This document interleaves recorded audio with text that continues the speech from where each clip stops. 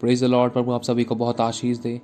आज परमेश्वर आपको आपकी बुलाहट बताएगा कि आप धरती पर किस लिए भेजे गए हो, क्योंकि वचन में लिखा है पृथ्वी परमेश्वर के पुत्रों के प्रकट होने की बाट जो रही है, और परमेश्वर अपने सच्चे आराधकों को ढूंढ रहा है जो आत्मा और सच्चाई से उसकी आराधना कर सके। एक बाइबल का किस्सा है, सच्ची घटना है और गवाही है, और परमेश्वर का एक अद्भुत काम और योजना उस गवाही के अंदर इंक्लूडेड है।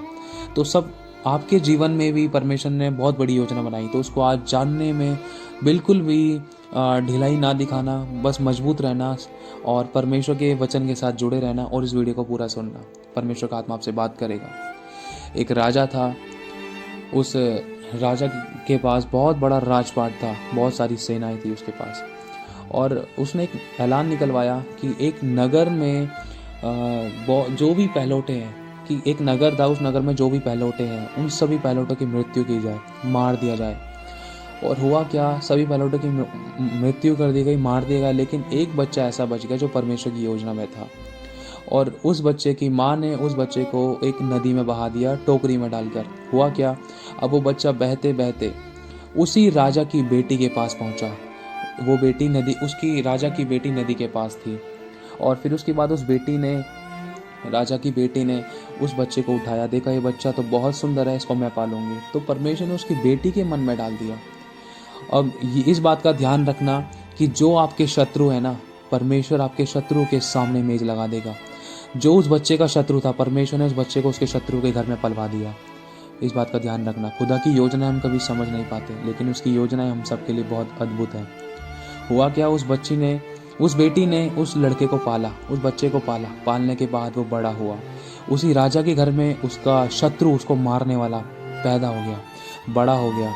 और हुआ क्या, उसको तीरंदाजी में बहुत शौक था। वो लड़का बड़ा हुआ, अधिकार में था, उसके पाँव में लोग घुटने टेकते थे और दंडवत करते थे। बहुत अच्छे शाही घराने में रहता था, बहुत अच्छा कपड़े पहनने का तरीका, इत्र लगे रहते थे उसके कपड़ों में, और जैसे एक राजा की ज़िंदगी होती है ना, वैसे ज़िंदगी जीता था। और आप जानते ही हो कि राजा के पास कौन कौन से अधिकार होते हैं। तो हुआ क्या कि जब उसको पता चला, खुदा ने एक ऐसी योजना बना रखी थी जो सही समय पर सही तरीके से सही लोगों के बीच में होती है ना। तो हम कभी कभी उसको नहीं समझ पाते। तो खुदा की योजना जब उसके सामने आई कि वो सच में जिसको वो अपनी माँ कहता है, कि जिसने उसको पाला है, पोसा है, वो उसकी माँ नहीं है। जब उसको पता चला कि वो एक दूसरी कौम का है और दूसरे नगर का है, और उसके नगर के लोग उसके यहाँ पर खुद बंदी बन बैठे हैं और वो खुद उन पर अत्याचार करता है, जब उसको पता चलता है तो वो हैरान हो जाता है कि मैं अपने ही लोगों पर अत्याचार कर रहा था, और जिन लोगों पर अत्याचार कर रहा था वो ही मेरे भाई बंधु हैं, और मुझसे ये सच आज तक छुपा कर रखा। जब उसके सामने वो परमेश्वर ने वो सच खोला कि सच में कि वो राजा का बेटा नहीं है, वो राजा की बेटी का बेटा नहीं है, वो तो गोद लिया गया है, वो तो एक नदी के किनारे एक टोकरे में था, तो उसको वहीं से उठाकर पाला गया है। फिर उसके बाद उसने देखा कि जो लोग बंदी बना रखे थे, बंदी बनाए गए थे, वो लोगों पर जब वो अत्याचार करता था, जब उसकी आंखें खुली, उसको पता चला कि ये तो मेरे ही लोग हैं, ये तो मेरे ही लोग हैं जो उस नगर में रहा करते थे, और मेरे घर परिवार वाले लोग हैं जो उस नगर में रहा करते थे। आज मैं इन्हीं पर अत्याचार करता आया था और आपसे मैं नहीं करूँगा। तो उसने क्या करा, फिर उसने अपना सारा राजपाट छोड़कर अपने लोगों से बातचीत करने लगा। तो अचानक उसने देखा कि एक व्यक्ति उसी लड़के का, मतलब उसी राजा का एक सिपाही उसके लोगों को मार रहा था। तो उस बच्चे को जब वो बड़ा हो गया, जब उसकी उम्र 40 वर्ष की हो गई, तो उसने देखा कि नहीं भाई, तू हे सिपाही, तू मेरे लोगों को मत मार। तो मारे जा रहा। फिर उसके बाद उस लड़के को गुस्सा आया, उस राजा के बेटे को गुस्सा आया, मतलब वही जो गोद लिया गया था, उसको बहुत गुस्सा आया। तो उसने उस सिपाही को ही मार डाला। क्योंकि वो उसके लोगों को मार रहा था। एक तो उनको कैद कर रखा था, दूसरी बात उससे सच छुपा रखा था। और फिर उसके बाद मारने के बाद जब राजा को पता चला कि ये लड़का जिसको मेरी बेटी ने पाला था, इसने मेरे सिपाही को मार दिया है, तो फिर उसके बाद उस राजा ने एक ऐलान निकलवाया, जो ये लड़का जो हमारे घर में पला था, जिसको मेरी बेटी ने पाला, इसको ढूंढ के लेकर आओ और इसको मार दो जहाँ कहीं भी मिले। तो हुआ क्या, वो लड़का भागा अपना सारा राजपाट छोड़ के, अपने राजा का सिंहासन छोड़ के, सब कुछ छोड़ छाड़ के भागा। कहाँ, घोड़े पर था। हुआ क्या, उसने सब कुछ छोड़ दिया, एक जंगल में चला गया। उसकी ने एक योजना, जो परमेश्वर की योजना थी, उसके जीवन में काम करना शुरू कर रही थी, लेकिन वो नहीं जानता था। उसके जीवन में बहुत सारी बाधाएं आई, परेशानियां आई। 40 साल का था जब उसने वो राजा का, राजा के राज्य को छोड़ा, राजा की पदवी को छोड़ा, जब वहाँ से भाग निकला एक सिपाही को मार के। तो उस समय वो 40 वर्ष का था वो लड़का, जब वो बड़ा हुआ। तो उसके बाद फिर वो एक जंगल में गया। जंगल में जाने के बाद वहाँ पर उसकी हालत बहुत बिगड़ती जा रही थी। 50 साल का हुआ, 60 साल का हुआ, 70 साल का हुआ, धीरे धीरे करके फिर वो एक मिध्यान शहर में रहने लगा, मिध्यान नगर में रहने लगा। तो वहाँ पर एक याजक की 7 बेटियाँ थी, उनकी उसमें से एक बेटी से विवाह किया उस व्यक्ति ने।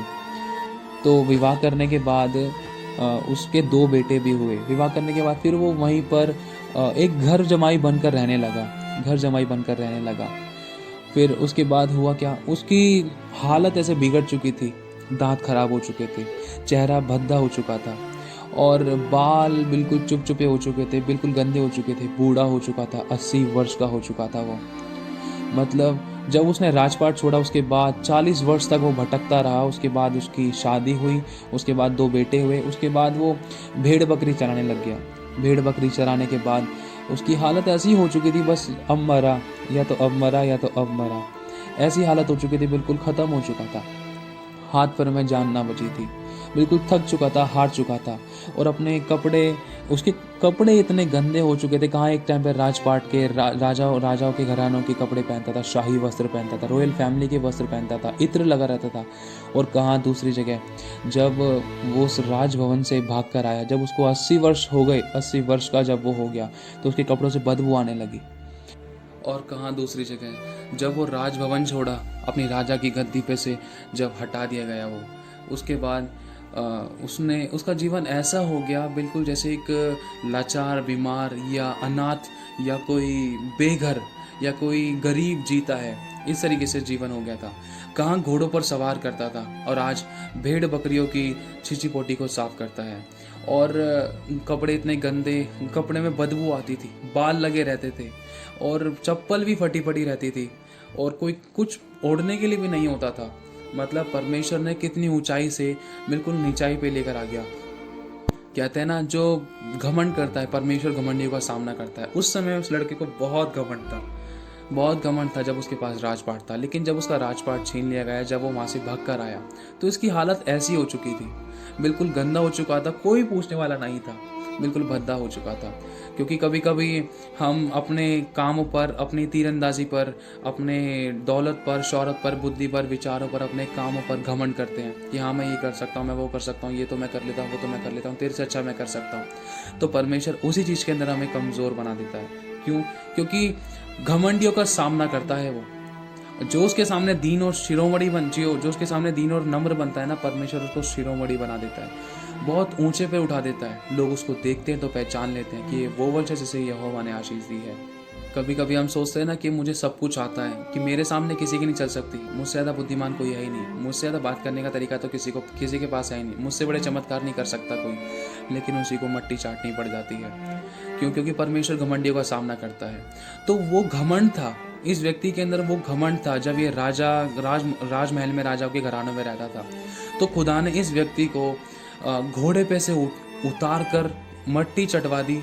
कहने का मतलब बिल्कुल दीनता, नम्रता में लेकर आ गया, घुटनों के बल लेकर आ गया परमेश्वर। भेड़ बकरियों के साथ रहने लग गया ये व्यक्ति। मैं दोष नहीं लगा रहा, बुराई नहीं कर रहा, लेकिन मैं एक गवाही के तौर पर आप सभी को बता रहा हूँ कि कभी किसी बात पर हमें घमंड नहीं करना, यदि है भी तो उसको निकालने की कोशिश करनी है। तो हुआ क्या, इसके बाद परमेश्वर ने अपनी योजना को प्रकट किया। परमेश्वर को कोई पढ़ा लिखा बुद्धिमान व्यक्ति नहीं चाहिए, परमेश्वर को वो चाहिए जो उसकी सुने, अगर परमेश्वर बोले ना बैठ तो बैठे, अगर परमेश्वर बोले खड़ा हो तो खड़ा हो जाए, अगर परमेश्वर बोले चल तो चले, अगर परमेश्वर बोले तो मेरे वचन का आगे का पालन कर तो जरूर करे। जैसा परमेश्वर का आत्मा बोले, जैसा परमेश्वर का वचन बोले, और वैसा ही करे। परमेश्वर को ऐसा ही व्यक्ति चाहिए। उसको किसी की कोई ATH BTS CTH की डिग्री नहीं चाहिए, कोई PhD की डिग्री नहीं चाहिए, कोई डिप्लोमा नहीं चाहिए उसको, किसी व्यक्ति का किसी की गवर्नमेंट जॉब नहीं चाहिए उसको एक अच्छा सीधा साधा इंसान चाहिए जो दीन और नम्र हो और जो परमेश्वर का भय मानता हो। तो परमेश्वर ऐसे ही लोगों को ढूंढ रहा था जो बिल्कुल दीन और नम्र है और जो परमेश्वर का भय मानता है और जो बिल्कुल टूट चुका है, जो बिखर चुका है, क्योंकि लिखा है ना, टूटा पिसा मन परमेश्वर के ग्रहण योग्य बलिदान है। तो वो लड़का बहुत रोता था, परेशान होता था, बहुत दुख में होता था, उसको अपनी पुरानी जिंदगी याद आती थी, लेकिन पीछे मुड़कर नहीं देखता था। वो छोड़ दिया था उसने सब कुछ, क्योंकि सब कुछ खत्म हो चुका था उसकी जिंदगी में। तो हुआ क्या, एक दिन वो भेड़ बकरियां चरा रहा था, एक झाड़ी में आग लगी। तो आग लगने के बाद उस झाड़ी में से आवाज आने लगी। आवाज आई, क्या आवाज आई? मूसा मूसा मूसा मूसा मेरे पास आ। और जहां पर तू खड़ा है ना, वो पवित्र स्थान है, ये पवित्र भूमि है, इस पर से अपनी चप्पल को उतार दे। तो उस समय बाबा मूसा को परमेश्वर ने कहा, मूसा मूसा। परमेश्वर की योजना इतनी अद्भुत थी कि परमेश्वर को, मैंने फिर से कहा, मैंने खुदा का आत्मा कह रहा है कि परमेश्वर को कोई बड़ा अच्छे ओहदे वाला व्यक्ति नहीं चाहिए। परमेश्वर को वो चाहिए जिसका कोई नहीं है, जिसको सबने छोड़ दिया, जो टूट और बिखर चुका है, जो पिस चुका है।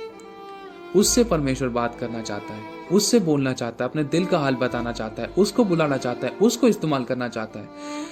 जब मूसा सब कुछ हार चुका था, खत्म हो चुका था मूसा की जिंदगी में, 80 साल की उम्र हो चुकी थी, बड़ी दाढ़ी हो चुकी थी, मुंह भद्दा हो चुका था, सफेद बाल हो चुके थे, कपड़ों में से बदबू आती थी, और घर जमाई बन चुका था, गुलाम बन के जी रहा था, दीन और नम्र हो चुका था। उस समय परमेश्वर ने मूसा से बात करी, कहा कि मूसा मूसा मेरे पास आ। देख, मैं तुझे जिस राज्य से तू भाग कर आया है, मैं तुझे वहां पर फिर से भेजता हूँ। उस मिस्र में जा, तू मेरे लोगों को छुड़ा, क्योंकि मैंने मेरे लोगों का चिल्लाना सुना है। परमेश्वर ने उसको बोला, परमेश्वर ने 7 बार बोला कि मूसा जा, मेरे लोगों का दुख नहीं देख सकता मैं। मूसा से 7 बार परमेश्वर ने बोला, कई बार परमेश्वर ने बोला, लेकिन मूसा ने 7 बार परमेश्वर का इनकार कर दिया कि प्रभु मैं तो शकल में भद्दा हूँ, किसी और को देख ले। कुछ ना कुछ बहाने, जैसे कभी कभी परमेश्वर हमें लगता है ना कि हाँ भाई ये तो नामुमकिन है, ये तो नहीं हो सकता प्रभु, मेरे से तो नहीं हो सकता, मैं नहीं कर रहा, लेकिन फिर भी परमेश्वर हमें कहता तू कर। क्या तुझे पता नहीं है कि मैं तेरे साथ हूँ? क्या मेरे सामने कोई ठहर सकता है? क्या मैंने तुझसे नहीं कहा कि जीवन भर तेरे सामने कोई ठहर ना पाएगा? तो परमेश्वर हमारे साथ होते हुए भी कभी कभी हम परमेश्वर की योजनाओं से मुकर जाते हैं। परमेश्वर हमें हमारे विरुद्ध वाली योजना में मजबूत बनाता है। जिस चीज़ से हम डरते हैं, परमेश्वर उसी चीज़ में हमें स्ट्रांग करता है, लेकिन हम उस चीज़ में और डर कर अपने आप को और कमज़ोर कर लेते हैं, हम मना कर देते हैं उसकी योजना को। तो इसी तरीके से बाबा मूसा ने मना किया, 7 बार परमेश्वर की योजना का इनकार किया। लिखा है कि परमेश्वर मूसा को मार ही डालने पर था, इतने में मूसा ने हाँ बोल दिया। तो परमेश्वर पिता की, परमेश्वर यहोवा की शक्ति बाबा मूसा पर प्रकट हुई। तो हुआ क्या कि फिर बाबा मूसा ने हाँ बोला, तो बाबा मूसा को परमेश्वर ने तैयार किया। ये 40 वर्ष, जब 40 साल का वो समय, जब वो राजपाट का था बाबा मूसा का, उस समय उन्होंने बहुत अच्छी ऐशो आराम वाली जिंदगी जी, लेकिन जिस कार्य के लिए परमेश्वर को चुनना है वो कोई आम कार्य नहीं था, वो बहुत बड़ा कार्य था। 24 लाख से ज्यादा इसराइलियों को मिस्रियों के हाथ से छुड़ाना था। ये कोई छोटी भीड़ नहीं थी, ये बहुत बड़ी भीड़ थी। इसके लिए बहुत अच्छा समर्पण और बहुत गहरी दीनता, नम्रता और परमेश्वर का अनुग्रह और परमेश्वर का प्रेम और बहुत सारी ऐसी बातें जो हमें परमेश्वर की ओर नज़दीक लेकर आती हैं, वो होना ज़रूरी था, जो मूसा बाबा के अंदर नहीं थी। लेकिन परमेश्वर की योजना ये थी कि मूसा उस घोड़े पर से उतरे, अपने राजपाट को छोड़े, शाही घराने को छोड़े और बिल्कुल धरती पर नंगे पैर आ जाए। दीनता, नम्रता कर लेकर आना चाहता है परमेश्वर हमको। हम कभी कभी उसकी योजना को नहीं समझ पाते हैं, क्योंकि परमेश्वर जानता था ये इसका टेस्टिंग टाइम है। अगर ये इस टेस्ट में पास हो गया तो ही इसके जीवन में टेस्टिमनी बन पाएगी। ये इसकी ज़िंदगी का एक तैयार होने का समय है, ये इसका टेस्ट चल रहा है, इसमें मुझे इसको तैयार करना है। वो 40 वर्ष मूसा को तैयार होने में लगे, क्योंकि एक बहुत बड़ी भीड़ को जीतना था।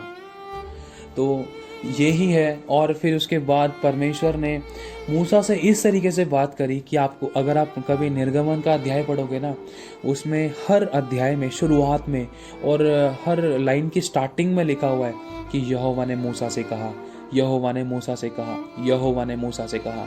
इतना अच्छा परमेश्वर के साथ रिश्ता बाबा मूसा का हो गया। लिखा है परमेश्वर यहोवा ने मूसा से कहा।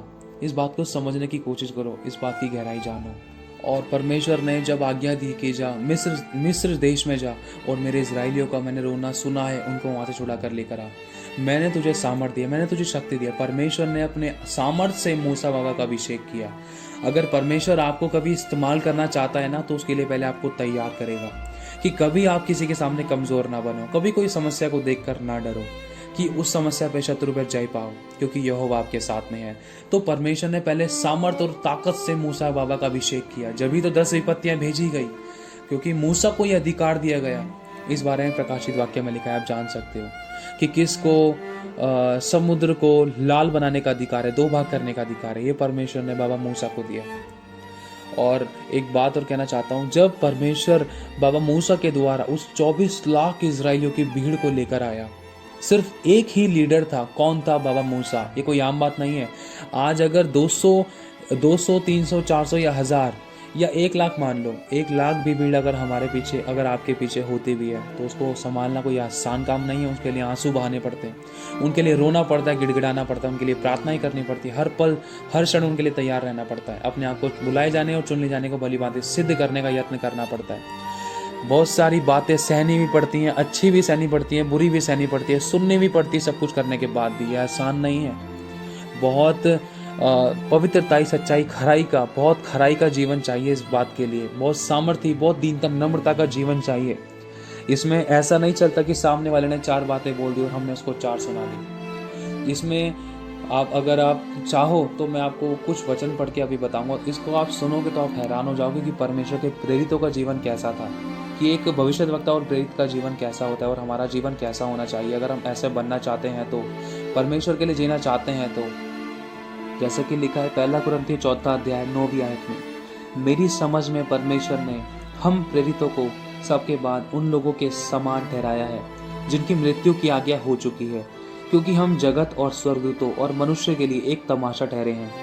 मतलब जिनका मरना तय हो चुका है ना, कि ये लोग तो मरेंगे, और जिनका नाश होना तय हो चुका है, उनके समान ठहराया है। जैसा कि अभी मैं फिर से पढ़ देता हूँ कि मेरी समझ में परमेश्वर ने हम प्रेरितों को सबके बाद उन लोगों के समान ठहराया है जिनकी मृत्यु की आज्ञा हो चुकी है, क्योंकि हम जगत और स्वर्गदूतों और मनुष्यों के लिए एक तमाशा ठहरे हैं। जगत के लिए एक तमाशा है, स्वर्गदूतों के लिए एक तमाशा है और मनुष्यों के लिए एक तमाशा है। एक परमेश्वर के भविष्यद्वक्ता और प्रेरित, इनकी जिंदगी ऐसी होती है। अगर आप जानोगे ना, अगर आप बनना चाहते हो, तो इस बात को ध्यान से सुनना। लिखा है हम मसीह के लिए मूर्ख हैं, हम मसीह के लिए मूर्ख हैं, लेकिन तुम बुद्धिमान हो। हम तो निर्बल हैं, ये परमेश्वर के अभिषेक कह रहे हैं, परमेश्वर के प्रेरित कह रहे हैं कि परंतु तुम बलवान हो। हम निर्बल हैं, तुम बलवान हो। तुम तो आदर पाते हो, परंतु मेरा निरादर होता है। हम इस घड़ी तक भूखे प्यासे और नंगे हैं और घूसे खाते हैं और मारे मारे फिरते हैं और अपने ही हाथों से काम करके परिश्रम करते हैं। लोग हमें बुरा कहते हैं, हम आशीष देते हैं। वे सताते हैं, हम सहते हैं। वे बदनाम करते हैं, हम उनके लिए विनती करते हैं। हम आज तक जगत का कूड़ा और सब वस्तुओं की खुरचन के समान ठहरे हैं। ये होता है एक भविष्यद्वक्ता का, एक अपोस्टल का जीवन, जिसमें बहुत बड़े सैक्रिफाइसेस होते हैं, जिसमें खुदा सामर्थ और अनुग्रह देता है हमें जीने के लिए और हमारी मदद और सहायता करने के लिए, हमें आत्मबल देने के लिए। और फिर उसके बाद जब परमेश्वर बाबा मूसा के द्वारा उन 24 लाख इजरायली को लेकर आया, इसी तरीके से परमेश्वर ने बाबा मूसा को तैयार किया। कहाँ 40 वर्ष की वो ज़िंदगी बिल्कुल आलीशान ज़िंदगी जी रहे थे। फिर उसके बाद परमेश्वर ने बिल्कुल वहाँ से पल भर में हटाकर उनको और 40 वर्ष उनको तैयार करने में लगे। अगर इंसान अब जैसे परमेश्वर ने आपको कॉलिंग बताई है, आपकी भविष्यद्वक्ता बताया है, या अपोस्टल चुना है, या कुछ भी आपको चुना है, या किसी के द्वारा भविष्यवाणी करवाई है, या आपको दर्शन दिया है परमेश्वर ने, अगर आप उस दर्शन को नहीं पहुंच पा रहे हो तो इसमें आपकी गलती है। अगर मैं नहीं पहुंच पा रहा हूं तो उसके अंदर मेरी गलती है। परमेश्वर ने दर्शन दिया है कि 2021 में परमेश्वर 2021 में एक भविष्यद्वक्ता जिसके लिए भविष्यवाणी की गई, हाँ भाई तू भविष्यद्वक्ता बनेगा, तू परमेश्वर का अपोस्टल बनेगा, अगर वो लड़का 2020 में ही अगर सो जाता है वो अपनी बुलाहट तक नहीं पहुंच पाता, जिसमें उसको 2021 में 1 लाख आत्माओं को सुसमाचार सुनाना था। अगर वो 2020 में ही पहले ही सो जाता है, ख़त्म हो जाता है या मसीह में सो जाता है, तो उसके अंदर परमेश्वर की गलती नहीं है। वो अपनी गलती के कारण उस बुलाहट तक नहीं पहुंच पाया है, उस टेस्ट में पास नहीं हो पाया है। तो बस हमें यही ध्यान रखना है, हमें अपनी बुलाहट नहीं खोनी है। और शिमशोन नाम के एक भविष्यद्वक्ता के बारे में आपने सुना ही होगा। परमेश्वर का वो नाज़ीर था, परमेश्वर का सामर्थ उसके साथ था, गधे की जबड़े की हड्डी से हजारों को मारता था, कोई नहीं बंदी बना पाया था उसको। लेकिन जब पाप किया तो कॉलिंग, परमेश्वर ने वो बुलाहट उसकी छीन ली और उसकी आंखें फोड़ दी गई, वो नाश हो गया। लिखा है जब उसने पाप किया, व्यभिचार किया, तो यहोवा उसके पास से चला गया। तो परमेश्वर हमें बुलाहट तो देता है, लेकिन उस बुलाहट को हमें खोना नहीं है। तो बाबा मूसा को परमेश्वर ने तैयार किया, उस टेस्ट में बाबा मूसा पास हो गए और फिर बाबा मूसा के द्वारा परमेश्वर ने इजराइलियों को मिस्रियों के हाथ से छुड़ा लिया। इजराइलियों की गिनती 24 लाख से ज़्यादा थी। और फिर उसके बाद हारून नाम के परमेश्वर के दास बाबा मूसा के साथ रहा करते थे। तो हारून ने, एक उदाहरण के तौर पर बताया जा रहा है आपको कि हारून ने अगर परमेश्वर से पूछा कि परमेश्वर तू बाबा मूसा को एक 5 मिनट का संदेश देता है, तो वो संदेश फिर वो मेरे पास पहुंचता तो वो 10 मिनट लग जाते हैं उसको, फिर मेरे बाद फिर वो तेरे इजराइलियों तक पहुंचता है, 24 लाख तक पहुंचता है, तो उसको टाइम ज़्यादा लग जाता है। प्रभु तू बाबा मूसा को ना देकर डायरेक्ट तू मेरे ही मन में दे दे, मुझे ही दर्शन दे दे, या मुझे ही वो बातें बता दे जो तेरे लोगों को बतानी है। और क्या कहते हैं, प्रभु देख, क्योंकि बाबा मूसा की बात तो इजरायली को समझ में नहीं आती, क्योंकि मूसा तो हकलाता है, उसकी बात को, उसकी आवाज़ को तो मैं ही समझ पाता हूँ। अगर तू प्रभु मुझे ही डायरेक्टली बता देगा, मेरे मन में, मेरी आत्मा में बता देगा कि तू क्या कहना चाहता है, तेरी योजना क्या है आगे के लिए, इजरायली को आगे कहाँ जाना है, तो डायरेक्टली तेरा समय भी खराब नहीं होगा, इजरायली को भी इंतजार नहीं करना पड़ेगा और बाबा मूसा भी फ्री हो जाएंगे। और उन्होंने ये भी कहा कि परमेश्वर ऐसा क्या है तुम मुझे नहीं बताता, तो बाबा मूसा पर ही प्रकट करता है कि आगे क्या करना है, इन लोगों को आगे कहाँ जाना है, कैसे क्या करना है, प्रभु मुझ पर प्रकट करना। तो परमेश्वर के उस अभिषिक्त हारून को परमेश्वर की आत्मा ने एक उत्तर दिया, एक नॉर्मली एक उदाहरण के तौर पर बताया जा रहा है आपको, आंसर दिया कि तू जानता है कि पूरे पृथ्वी पर मूसा के समान कोई दीन और नम्र मुझे व्यक्ति कोई नहीं मिला जो मेरी आवाज़ को सुन सके, जो मेरे कहे को मान सके। अगर तू इस योग्य होता तो मैं तुझसे बात करता। इसीलिए परमेश्वर मूसा से बात करता था, चाहे वो शक्ल का बंधा था, लेकिन फिर भी परमेश्वर बाबा मूसा से बात करता था। लिखा है ना निर्गमन में कि यहोवा ने मूसा से कहा, यहोवा ने मूसा से कहा। जितने हम दीन और नम्र होंगे उतना परमेश्वर हमारे निकट आएगा, हमारी बातों को सुनेगा, समझेगा, हमसे बात करेगा, हमें सिखाएगा, समझाएगा, चलाएगा अपने अनुग्रह से, हमें अपने अनुसार चलाएगा। यही बातें होती हैं, इंसान परमेश्वर की आवाज़ को सुन क्यों नहीं पाता है। हमें दीन और नम्र होना ज़रूरी है। परमेश्वर यहोवा ने बाबा मूसा की खुद गवाही दी कि मूसा के समान दीन और नम्र व्यक्ति मुझे पूरे पृथ्वी भर में कोई नहीं मिला कि मैं उसको इजरायली को छुड़ाने के लिए भेजूं या मैं उससे बात करूं। सिर्फ बाबा मूसा ही मिले थे और परमेश्वर ने बाबा मूसा को वो दर्शन दिया जो आज तक कोई नहीं पा पाया। कौन सा? परमेश्वर ने अपनी पीठ पर पूरा उत्पत्ति से लेकर कई किताबें, शुरुआती कई किताबें बाबा मूसा को दिखाई कि परमेश्वर ने शुरुआत कैसे की, आदम और हवा को कैसे रचा, धरती और आकाश को कैसे बनाया, नूह का समय कैसे आया। ये बातें सारी परमेश्वर ने बाबा मूसा को प्रकट करी अपनी पीठ पर, क्योंकि बाबा मूसा ने कहा था, पिता मैं तुझे देखना चाहता हूँ, हे यहोवा मैं तुझे देखना चाहता हूँ। परमेश्वर ने कहा, मूसा नहीं, तू मुझे नहीं देख सकता, अगर तू मुझे देखेगा तो मेरे तेज से भस्म हो जाएगा, लेकिन हाँ अगर तू देखना चाहता है तो मैं यहाँ से गुजरूंगा इस पहाड़ी के बगल से, अगर तू देखना चाहता है तो मेरी पीठ ही को देख पाएगा। तो उस पल भर के उस क्षण भर के मोमेंट में फिर परमेश्वर ने अपनी पीठ पर बाबा मूसा को शुरुआत का पूरा एक दर्शन दिखाया कि परमेश्वर ने धरती और आकाश को कैसे रचा, आदम और हवा को कैसे बनाया, फिर उसके बाद कौन कौन सी घटनाएं हुई, पृथ्वी पर क्या क्या घटनाएं घटी, वो सब परमेश्वर ने बाबा मूसा को दिखाया।